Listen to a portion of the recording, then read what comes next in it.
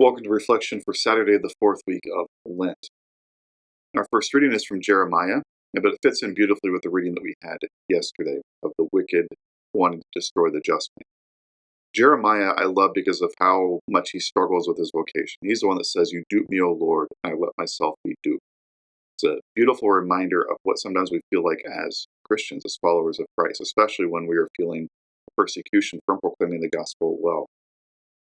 He gives us a little bit of tension. He says, "I knew their plot because the Lord had informed me," so he knows what happens to those who do God's will. But he said, "Yet I, like a trusting lamb led to the slaughter, had not realized that they were hatching plots against me." So it seems like he had some idea, but didn't fully comprehend what was happening. Kind of like when any of us enter into a vocation, any of us accept a call from God, whatever that might be, whether it's our big V vocation or little vocations, little ways in which we live or serve in this life, that oftentimes you know it's going to be hard, we know it's going to have its difficulties, but we sort of downplay it and we don't focus on it. So it seems like maybe that's part of what's going on with Jeremiah. I didn't realize how bad it actually was. And they say, "Let us destroy him, let him get off the land of living, his name will be spoken no more." They don't like what he's doing. We see this with all of the prophets. But his prayer, and this is where I think we can insert ourselves. "But you, O Lord of hosts, O just judge, searcher of mind and heart, let me witness the vengeance you take on them, for to you I have entrusted my cause." So we see radical trust. We see him wanting vengeance. And so here we see what the human response is. But of course, if we know where God goes in time, it leads to mercy, it leads to compassion.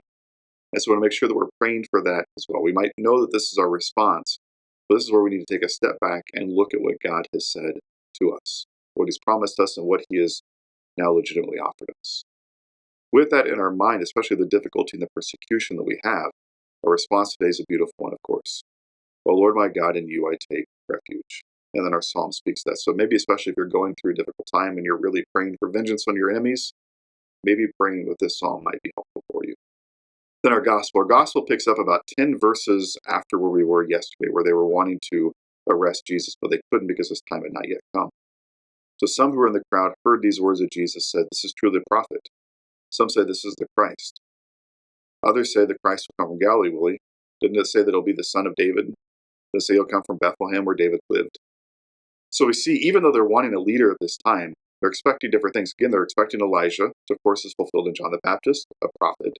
They're expecting the Messiah. They're expecting the King, right? They're trying to wrestle themselves with what God is going to do, of how this is going to manifest itself. So we get a glimpse of that today. And again, that regular question of, we know where he's from. They, of course, don't fully understand where he's from because they know that he does come from Bethlehem, or we know that he comes from Bethlehem. And so there's this back and forth. It then makes its way into the chief priests and the Pharisees, who ask, "Why didn't you bring him in?" And the guards say, "Never before has anyone spoken like this man." It's important because we see a couple of different glimpses into this. Deacon Jason actually preached on this a few Sundays ago back in ordinary time, but we had the pointing out of Jesus said, "You have heard it said, but I say." The rabbis at this time, the leaders of the times, would say, "You have heard that it was said," and then explain what it means. Much like most of the homilies and the reflections I give. This is what the scripture says, and here's a way of thinking about it, or this is what it's trying to get at. But Jesus says, "You've heard it said, but I say." His authority trumps the scriptures. It trumps what the leaders had implied and imposed on people, making up their own rules, making the rules more burdensome than the Father had ever intended them to be.